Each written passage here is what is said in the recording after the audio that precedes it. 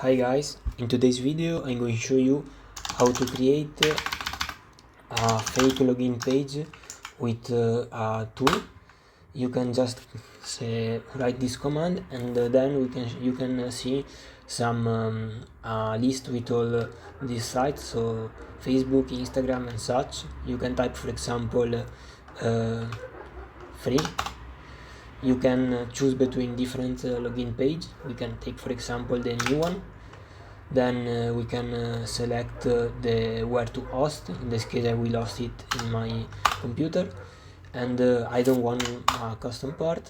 Then our service is running.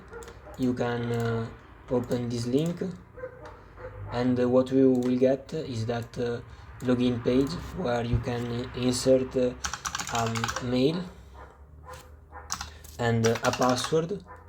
Then you just click sign in, and here you will see this information.